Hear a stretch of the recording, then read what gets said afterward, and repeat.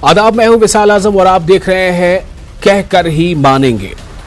दरअसल इस वक्त का जो हालात हैं, इन दिनों जो बहस चल रही है वो चल रही है ज्ञान वापी मस्जिद को लेकर कि ज्ञान वापी मस्जिद के अहाते में एक ऐसा स्ट्रक्चर है जिसे एक फरीक मानता है कि वो शिवलिंग है, जबकि दूसरे फरीक का कहना है कि वो शिवलिंग नहीं है बल्कि फवारा है। ये तो एक बात हो गई। दूसरा पहलू ये है कि क्या किसी भी धार्मिक स्थल या इबादत गाह का जो नेचर और कैरेक्टर है उसे किसी बुनियाद पर या किसी दूसरे आस्था के मानने वाले लोगों के बुनियाद पर, उनके अकीदे या उनके मुतालबे की बुनियाद पर किसी भी धार्मिक स्थल का, इबादत गाह क्या नेचर या कैरेक्टर बदल सकता है या बदला जा सकता है। चूंकि इस वक्त ये बात बहुत ज्यादा चर्चा में है कि क्या ज्ञान वापी मस्जिद पर जिस तरह के दावे हैं, क्या कहीं ऐसा तो नहीं होगा कि इससे बिल्कुल वो कहानी सामने आ जाएगी जो अयोध्या को लेकर हुई है। क्योंकि अयोध्या का मामला अलग था, उसके बाद के तमाम इबादत गाहों का या धार्मिक स्थलों का, चाहे वो कोई भी अकीदे से जुड़े लोगों के लिए हो, चाहे वो गुरुद्वारा हो या चर्च हो या मंदिर हो या मस्जिद हो, इसका मामला अलग है। अलग क्यों है और क्यों मुस्लिम फरीक को इस बात पर भरोसा है कि 1991 का जो एक्ट है, पार्लियामेंट का एक्ट, उससे इन्हें एक बहुत बड़ी एक रक्षा कवच उससे मिली हुई है। क्यों जो मुस्लिम फरीक है वो निचली अदालत में भी इस एक्ट का हवाला देता रहा, वो इलाहाबाद हाई कोर्ट में भी उसने इस एक्ट का हवाला दिया और उसे सुप्रीम कोर्ट में भी इसी एक्ट के हवाले के साथ अपनी अर्जी दी। आज इसी बात को जानने की कोशिश करेंगे। अपने साथ मौजूद एक तो नहीं बल्कि कई हमारे साथ माहिर कानून जुड़ रहे हैं। हम उसे ये समझने की कोशिश करेंगे कि दरअसल ये 1991 पार्लियामेंट का जो एक्ट है वो है क्या, places of religious worship act क्या है और ये कितना सेफगार्ड करता है हुकूक को, इबादत गाहों से जुड़े हुकूक को कितना ये सेफगार्ड करता है, चाहे वो किसी भी किस्म का इबादत गाह हो, और क्या ये एक्ट इतना मजबूत है जो मौजूदा हालात का भी सामना कर सके। अदालतें इस एक्ट के हवाले से उस फरीक को इंसाफ दे सके जिसका यह मानना है कि अगर इस एक्ट के मुताबिक फैसले होंगे तो हमें इंसाफ मिलेगा। हम सीधे रुख करते हैं अपने मेहमानों का। हमारे साथ मौजूद हैं एडवोकेट तहसीन पूनावाला, एक्टिविस्ट हैं, एडवोकेट हैं। हमारे साथ हैं कासिम रसूल इलियास, मेंबर हैं all India Muslim personal law board के, ये भी कानून के जानकार हैं। हमारे साथ हैं अश्वनी दुबे, सुप्रीम कोर्ट के वकील हैं, आप भी अक्सर प्रोग्राम में शामिल होते रहते हैं। और कुछ देर में हमारे साथ होंगे प्रेम कुमार, सीनियर जर्नलिस्ट।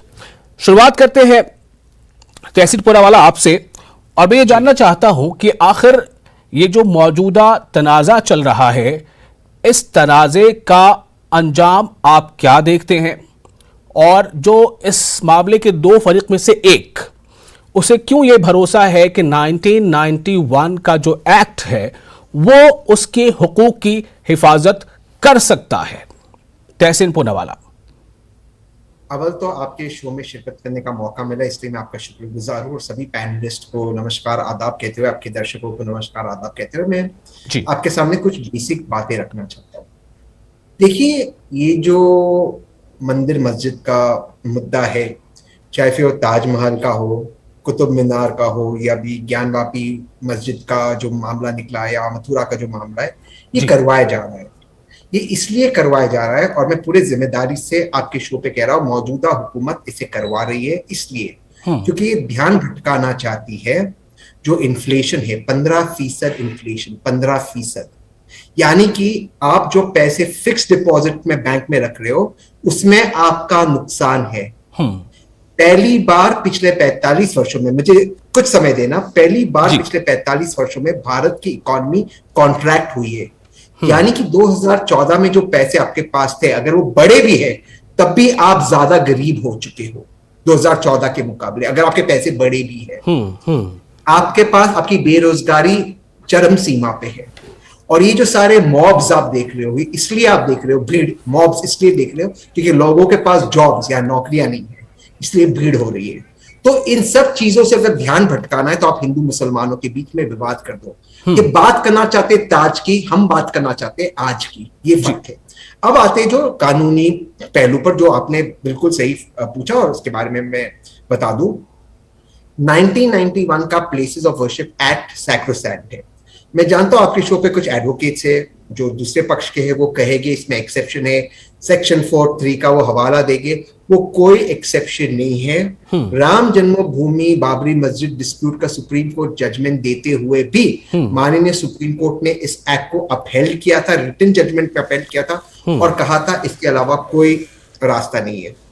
मेरा एक सवाल है भाजपा से, या भाजपा के जो प्रतिनिधि है जो, या जो जिनकी उनकी तरफ सिंपैथी है, अगर ये एक्ट इतना ही खराब है जो पार्लियामेंट ने लाया, तो मोदी जी के पास तो पूरी बहुमत है दोनों हाउस में, तो एक्ट चेंज क्यों नहीं करते मोदी जी?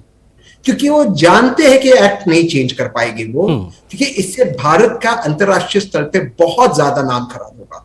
आप देखिए, मैं एक लास्ट चीज से अपनी बात समाप्त करना चाहता हूं।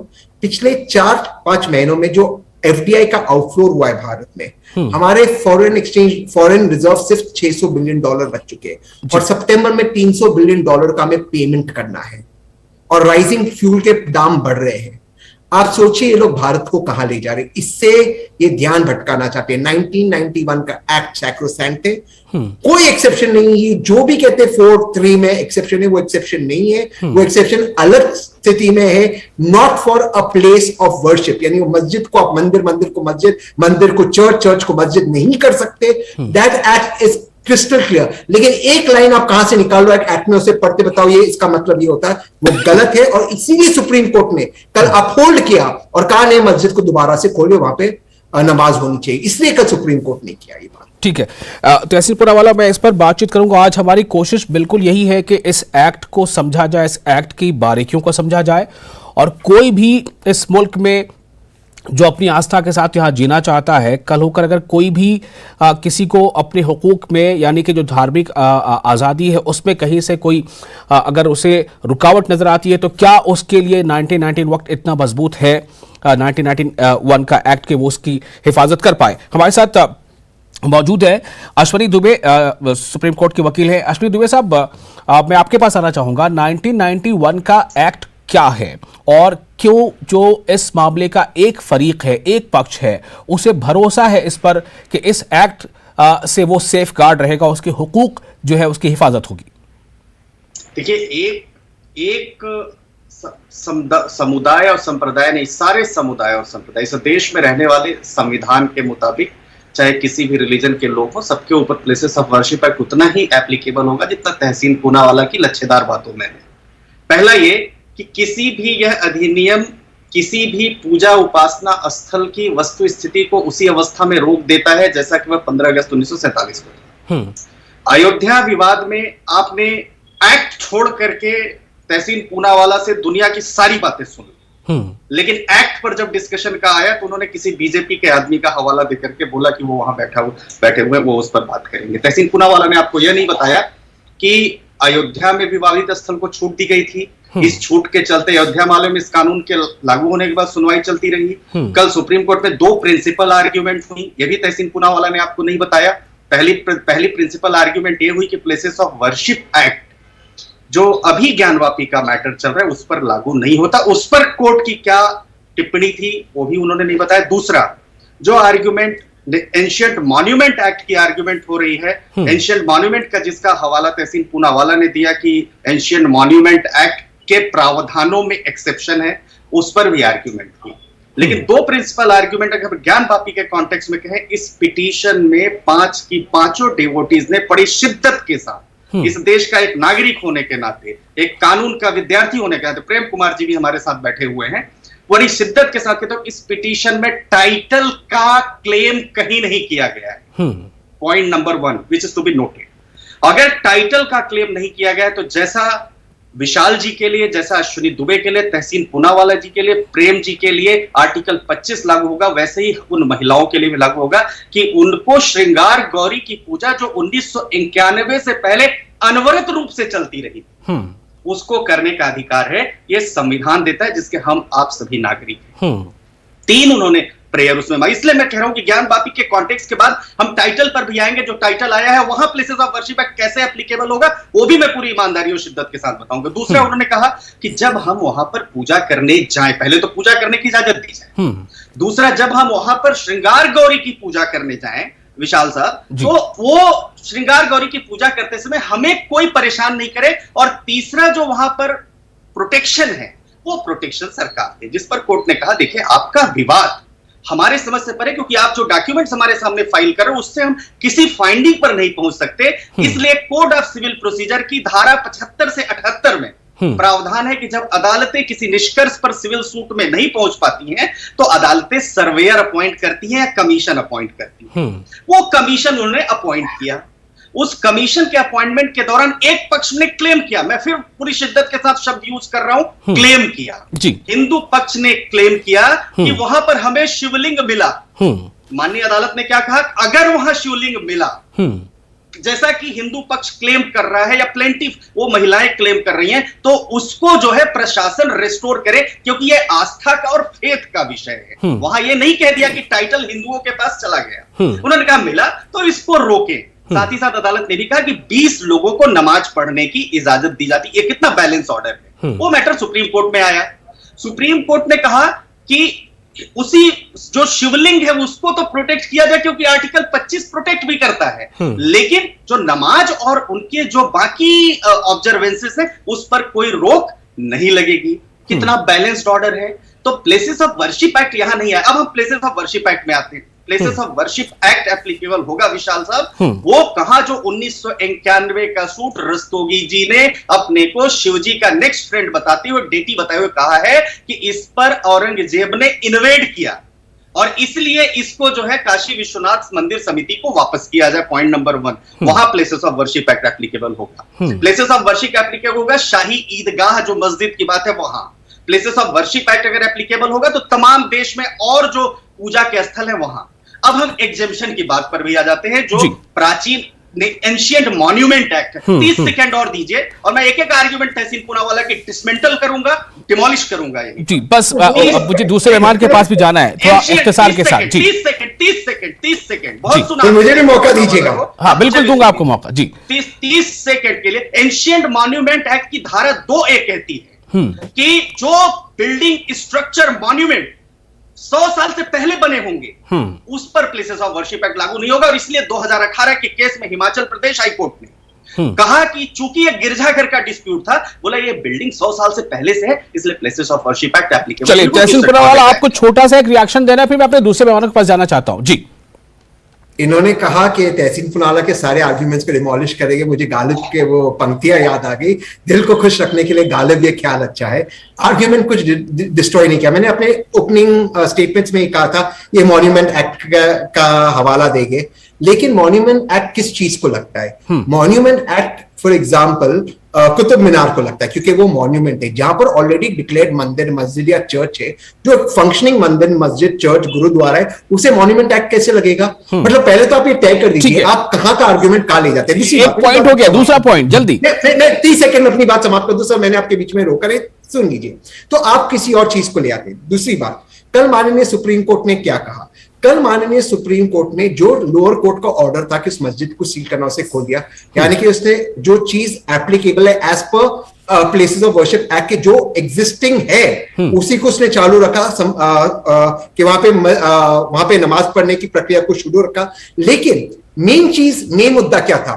जो कमिश्नर था, court appointed advocate commissioner Ajay Mishra ji, जिनको मुसलमान पक्ष कह रहा था बार बार कि ये बायस्ड है, उसे कोर्ट ने और उसके को कमिश्नर जो विवेक जी है उन्होंने कहा कि ये व्यक्ति बायस्ड है। अब आप देखिए षड्यंत्र देखिए। अजय मिश्रा जी वहां पर एक फोटोग्राफर को ले जाते जो ऑथोराइज नहीं, फोटोग्राफ मीडिया को लीक करते। ऑफिशियल रिपोर्ट कोर्ट के पास नहीं है। कोर्ट के पास अब तक कोई ऑफिशियल रिपोर्ट नहीं कि वहां पर भगवान शिव का शिवलिंग है, वहां पर फाउंटेन है, वहां पर क्या है, लेकिन दावों के बेसिस पर इन्होंने इस मस्जिद को सील कर दिया। देखो मेरा ये कहना है कि इससे किसका फायदा होता है? इससे मेरा फायदा नहीं हो रहा, आपका फायदा नहीं हो रहा, फायदा सिर्फ एक पार्टी का हो रहा है, वो है भारतीय जनता पार्टी। मैं यहाँ पे आपको रोकना चाहूंगा, सीधे चलता हूं कासिम असलुल्लाह साहब के पास। कासिम असलुल्लाह साहब, all India Muslim personal board के तर्जुमान है और मुस्लिम पर्सनल बोर्ड ने एक काफी लंबी चौड़ी मीटिंग भी की है। ऐसे मामलों के लिए किस तरह से उसे कन्विंस करना है या ऐसे मामलों कितना तैयार रहना है। कासिम इलियास साहब, क्या आपको भी लग रहा है कि 1991 का एक्ट ज्ञानवापी मस्जिद वाले तनाजे में उस फरीक को जो बार बार ये कह रहा है कि हमें 1991 एक्ट के तहत हमें सुना जाए और सर्वे पर रोक लगाई जाए, हालांकि सर्वे तो हो चुका और जिस बात पर हम लोग चर्चा कर रहे हैं वो रिपोर्ट अभी भी कोर्ट में ऑफिशियली सबमिट नहीं हुई है, लेकिन उसके बावजूद ये सारा कुछ चल रहा है और हम बात करने पर इसे मजबूर भी हैं। कासिम इलियास, देखिए, पहली बात तो ये है कि ये जो हमारे भाई दुबे जी बात कर रहे थे, ये यहाँ पर सबको मिसलीड करने की कोशिश कर रहे हैं। पहली बात तो ये है कि सुप्रीम कोर्ट के कल के फैसले में जो पाबंदियां मुसलमानों पे लगाई गई थी वो तमाम पाबंदियां उन्होंने हटा दी और कहा मुसलमान नमाज भी पढ़ सकते हैं, वजू भी कर सकते हैं। इस तरह की जितनी पाबंदियां थी वो हटा दी गई। देखिए, पहली बात तो ये है कि ये जो सर्वे किया गया था ये सर्वे ही गलत है, सर्वे का ऑर्डर देना ही गलत है। लोअर कोर्ट को यह हासिल नहीं 1991 के एक्ट के मुताबिक। और ये जो बात कर रहे हैं वो 5 महिलाओं की, वो जो श्रृंगार निवास मंदिर है, मंदिर जो है वो मंदिर वो जगह जो है वो ज्ञानवापी मस्जिद के बाहर है। वो जगह उसका कोई ताल्लुक ज्ञानवापी मस्जिद से नहीं है और ये ज्ञानवापी मस्जिद के अंदर सर्वे कराने का कोई तुक नहीं था जो सर्वे करवाया गया। और सर्वे की रिपोर्ट अभी दाखिल नहीं हुई और एक फरीक ने वहां जाकर एप्लीकेशन दी कि वहां शिवलिंग मिला। अभी तक उसकी कोई ऑथेंटिसिटी नहीं है जब तक कि वहां पर सर्वे की रिपोर्ट दाखिल ना हो। और आपको यह मालूम होगा कि आज सर्वे के एक आदमी को, कमिश्नर को, उससे हटा भी दिया गया कि ये लीक टेस्ट हुई है। तो ये सब चीजें हैं। तो ये जो सूरत हाल हो रही है कि हम लोग हमारा ये फरीक जो है ये हमारी जो अदालतों हैं उसका मजाक बना रहा है। अदालतों से इंसाफ मिलना चाहिए। ये दूसरे फरीक को सुने बगैर, रिपोर्ट आए बगैर कैसे आप ये ऑर्डर देंगे कि उसको प्रोटेक्ट किया जाए? तो ये बात गलत है। और देखिए, 1991 का एक्ट बिल्कुल क्लियर कट अप्लाई होता है और सुप्रीम कोर्ट ने 2019 के जजमेंट पे जो उन्होंने बाबरी मस्जिद मुतालिक दिया उसमें भी ये बात कही कि 1991 का एक्ट जो है वो दस्तूर हिंदुस्तान के संविधान की स्पिरिट के मुताबिक है, इसका उल्लंघन नहीं होना चाहिए। और ये 1991 का एक्ट ये बिल्कुल क्लियरली तौर पे कहता है कि बाबरी मस्जिद के अलावा जितने मंदिर, मस्जिद, गुरुद्वारे, चर्च 15 अगस्त 1947 को जिस पोजीशन पर थे उसी पोजीशन पर वो बाकी रहेंगे, उसको बदला नहीं जा सकेगा। और ये जो मॉन्यूमेंट एक्ट का हवाला दे रहे हैं वो यहाँ नाफिज नहीं होता है। ये ज्ञानवापी मस्जिद का मसला उससे बिल्कुल अलग है। ज्ञानवापी मस्जिद जो है वो रिलीजियस वर्शिप एक्ट के तहत आती है और इसलिए मेरा ख्याल ये कल जब सुप्रीम कोर्ट पर सुनवाई होगी तो इस बात पर गुफ्तगू होगी कि भाई ये उसका उल्लंघन है या नहीं है। ठीक है, प्रेम कुमार साहब, मैं आपके पास आ रहा हूं, चूंकि आप पत्रकार हैं सीनियर, तो मैं चाहूंगा कि वो वाला एक एंगल दें। बात ये हो रही है कि फिर से एक कहानी दोहराने की कोशिश हो रही है। मतलब जिस तरह से जो सुप्रीम कोर्ट के जजमेंट में बात आई थी कि किस तरह का वो अयोध्या का जो जिस पर विवाद था उस ढांचे को गिराना एक क्रिमिनल एक्ट था या उस पर जिस तरह से रखी गई थी मूर्तियां, क्या इसमें भी आपको ऐसा लग रहा है? एक तो बहुत क्लियर कट ये चीज है कि जब तक ऑफिशियली रिपोर्ट अभी पेश नहीं हुई निचली अदालत में और बगैर उसके पेश हुए ये सारे ऐसे हालात बन गए हैं कि आज हम उस पर चर्चा कर रहे हैं। प्रेम कुमार जी। विशाल जी, देखिए, एक ऐसा मसला जिस पर कि 3 कोर्ट एक साथ बात कर रही है। बनारस की कोर्ट है, इलाहाबाद हाई कोर्ट है, सुप्रीम कोर्ट है। यही अपने आप में एक अजीबोगरीब पहलू है कि एक ही मसले पर लगभग एक ही समय में 3 अदालतें बात कर रही हैं। बिल्कुल। और बनारस की अदालत ने तो दूसरे पक्ष को बुलाया तक नहीं संरक्षित करने का आदेश देते हुए। इन सब पर बात हम लोग यहाँ करेंगे तो उसका कोई बहुत मतलब नहीं है। सुप्रीम कोर्ट सुन रहा है, वही इस पर अहमियत के साथ में बात रखी। लेकिन उन 2 एक्ट में जो परस्पर विरोधाभासी स्थिति दिखाई जा रही है, एक तो 1991 का एक्ट और एक 1958 का एक्ट, वो आर्कियोलॉजिकल पर्पस से अगर किसी की खुदाई की जानी है तो उसके लिए वो एक्ट है।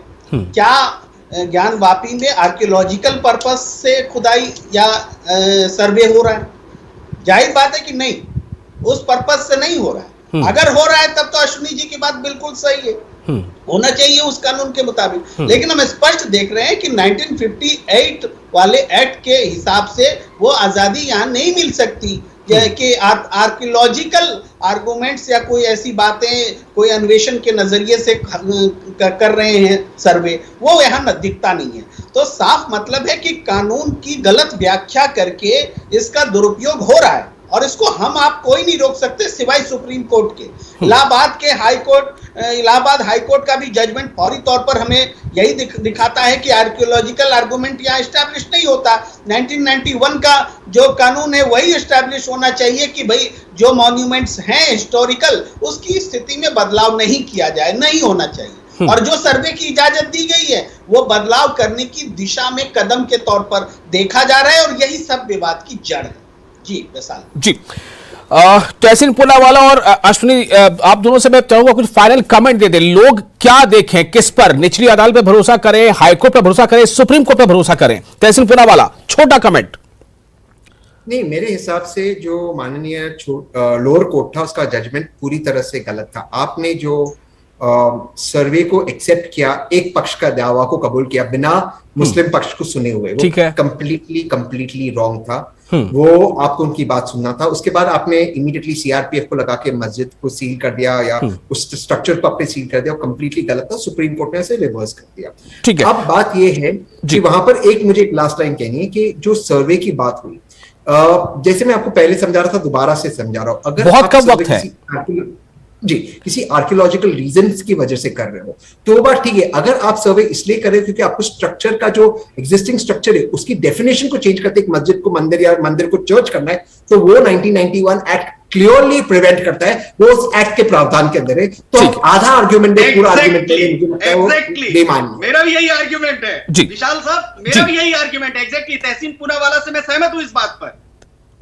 20 सेकेंड्स, अश्विनी दुबे जी बिल्कुल। प्राचीन स्मारक और पुरातत्व स्थल अवशेष अधिनियम 1958 की धारा 2A ऐसी भी किसी भी संरचना को प्राचीन स्मारक के तौर पर परिभाषित करती है जो कम से कम 100 वर्षों से अस्तित्व में है। ऐसे भवन, स्मारक, स्तूप, नजरबंदी के स्थान, गुफा, रॉक स्कल्पचर, शिलालेख, मुरालित शामिल है जो ऐतिहासिक, पुरातात्विक और कलात्मक रुचि का है जी, वहां 1958 का एक्ट लागू होगा। कासिम रसूल इलियास साहब, एक ही साथ 3 अदालतें, निचली अदालत, हाई कोर्ट, सुप्रीम कोर्ट, जैसा प्रेम जी ने कहा, भरोसा कहां पर हो? देखिए, असल में इस वक्त में सबसे बड़ा मसला हमारे देश में यही पैदा हो गया है इख्तिसार के साथ अदालतों से जिस तरह के फैसले आ रहे हैं उससे जो अदालतों पर एतमाद था वो मुतज़्ज़ल हो रहा है। ये जो मसला है, ये हमारा एक कानून है जो पार्लियामेंट में मंजूर हुआ और तमाम पार्टियों की सहमति से मंजूर हुआ, और ये हम समझ रहे थे कि साहब बाबरी मस्जिद के बाद अब कोई नया फितना, नया मसला नहीं खड़ा किया जाएगा। लेकिन ये गवर्नमेंट के पास, जैसा कि पूनावाला साहब ने पहले कहा था, ये गवर्नमेंट असल मुद्दों से लोगों को डाइवर्ट करना चाहती है और पूरी देश के जनता को जो है ऐसे विवादों में फंसा देना चाहती है। चलिए, बहुत बहुत शुक्रिया आप तमाम लोगों का। जैसा प्रेम कुमार जी ने कहा कि सुप्रीम कोर्ट पर हमें भरोसा करना चाहिए और इस बात के लिए भरोसा करना चाहिए कि सुप्रीम कोर्ट इंसाफ करेगा, लेटर एंड स्पिरिट जिसे कहते हैं। बहुत शुक्रिया, आदाब।